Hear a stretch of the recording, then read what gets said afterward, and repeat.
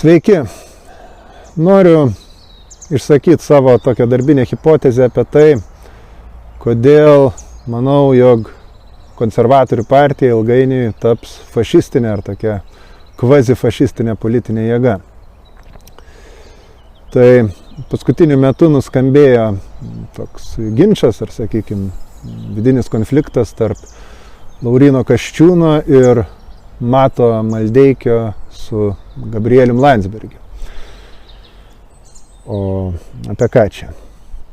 Tai Matas Maldeikis žiniasklaidai komentavo, kad jam netinka tai, kaip partijai pirmininkauja Kasčiūnas, trūksta lyderystės, trūksta aiškumo, Kasčiūnas atseit neišreiškia aiškių pozicijų socialiniais, vertybiniais ten ir kitokiais klausimais. Ir ryšim su tuo neaišku, nei kas čia per partiją, nei apie ką jinai, nei ko jie nori.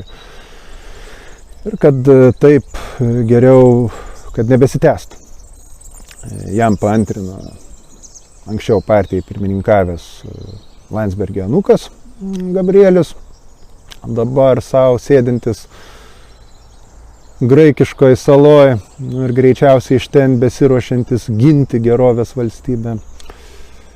O Kasčiūnas čia prieš porą dienų per radiją pasakė, kad, klausykit kolegos, jeigu jums taip nepatinka, tai atminkit, kad jūs visgi esate komandos partinės nariai. Kaip tokie jūs galite reikšti kritiką, galite reikšti savo pastebėjimus, savo pasiūlymus partijos viduje. Ir jei norit, prašom, tai darykit. Bet ne drabstykite purvais be jokios konkretikos prie žiniasklaidą. Jeigu jums jau taip labai nepatinka, tai tarp eilučių davė suprast, kad ir be jūsų galima apsėti. Ir jūsų čia išminties tariamos imitavimų niekam nereikia. Tai, manau, čia aišku yra kaip diena, kad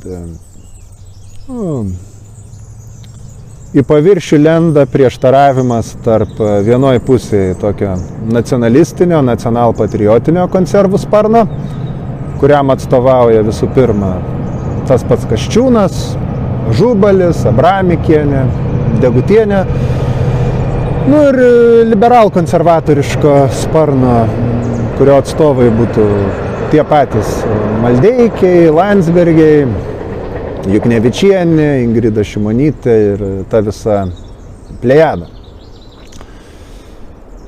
O mano darbinė hipotezė, ji iš esmės sueina į tai, kad atsižvelgiant ir į pačios konservų partijos padėtį ir į padėtį šalyje bei regione, kad viršų ilgainiui turėtų paimti būtent tą nacionalpatriotinę ar kasčiūninę partijos dalis ir kad vyks atitinkamas virsmas.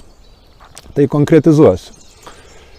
Visų pirma, tai liberal-konservatoriškas TSLKD sparnas laikosi ant ko. Jis iš esmės laikosi ant Vytauto Landsbergio asmenybės, ant tos asmenybės, sakykime, charizmas tam tikros, autoriteto, kuris, kad ir kiek mums nepatiktų šitas asmuo, tai visiškai realus faktorius jų bendruomenės, taip vadinamas viduje.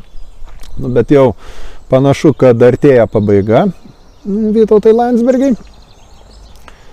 Sveikata jau patriarcho ne kažin kokia.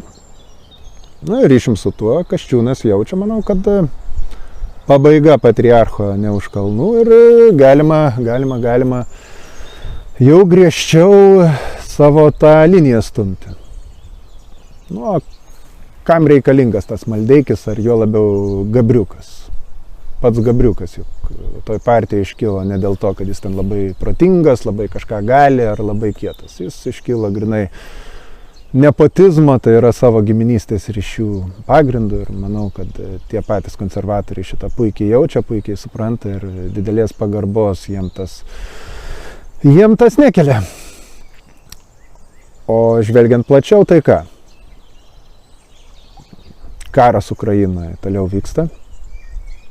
Tai, kas vyksta pasaulyje, turiu omeny Venezuelą, Iraną, taip toliau rodo, kad situacija tikrai nerimsta ir aprimti nesiruošia. Konfliktai tęsis ir jie aštrės. O Lietuvos valdžia, nepriklausomai nuo to, ar ji būtų socdemų, valstiečių ar tų pačių konservatorių rankose, ji nuosekliai viską stumia link to, kad į karą įsiveltume. Ir kaip aš esu nekartą minėjęs, aš jau priėjęs išvadas, kad karo persimetimas pas mus vienu ar kitu būdu yra tik tai laiko klausimas. Ir vėl pabrėžiu pakartotinai, kad aš labai noriu klysti. Bet jeigu priimam šią prielaidą, tai reikalinga tai valstybė yra vyriausybė, kuri pajėgi organizuoti tą į karą, kuri pajėgi konsoliduoti, telkti sociumą karo tikslais. Ir aš manau, kad tokia griežta autoritarinė, nacionalistinė linija yra žymiai pajėgesnė tai daryti, negu tokie ištižę europietiški pseudoliberalai kaip Landsburgas, jaunesnysis Maldeikiukas ir ko. O Kasčiūnas tai juk yra ne vien tik konservatorių partija. Apie Kasčiūną jau vienaip ar kitaip būriuojasi, prie jo šliejasi plačiaja prasme, taip vadinamas kabutėse tautinis, patriotinis judėjimas Lietuvoje.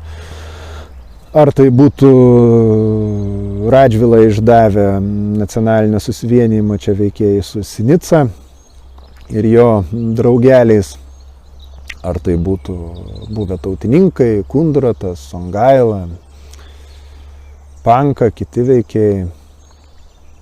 Frontas labai platus, bet jiem Kasčiūnas tinka. Tai yra ta neva tradicinių kabutėse vertybių retorika, nacionalizmo, antiimigracinė politika. Ir aišku, arši rusofobija ir toks militarizmo, autoritarizmo toks derinukas, kuris viską veda į tai, kad maksimaliai pasiruoškim kautis prieš tąją Rusiją.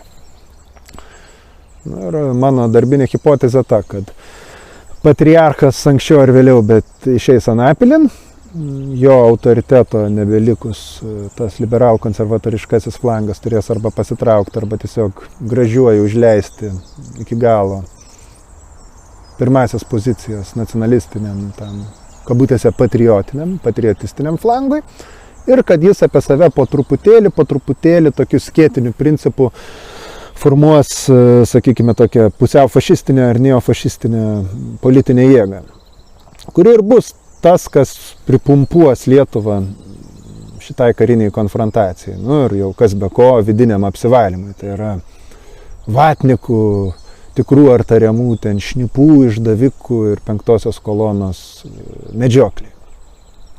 Man taip atrodo.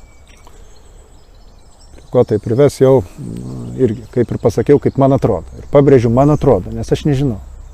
Aš nežinau nei kas čia įvyks, nei jo labiau, kas ten užkulisiuose konservatorių vyksta. Tai tiesiog priimkit, tai yra mano darbinė hipotezė. Ta darbinė hipotezė gali būti teisinga, ji gali būti ir klaidinga. Tikėkime, kad ji bus klaidinga. Ir šiuo atžvilgiu šiaip tektų pripažinti, kad Vytautas Landsbergis ir kokie jie bebūtų, bet tai būtų mažesnė blogybė iš tiesų negu šitie nacionalpatriotai. Kaip tai keistai ar nemaloniai beskambėtų. Tai iš esmės tiek. Kasčiūnas prieš Maldeikiuką ir Landsbergiuką ir konservų virsmas į neofašistinę partiją.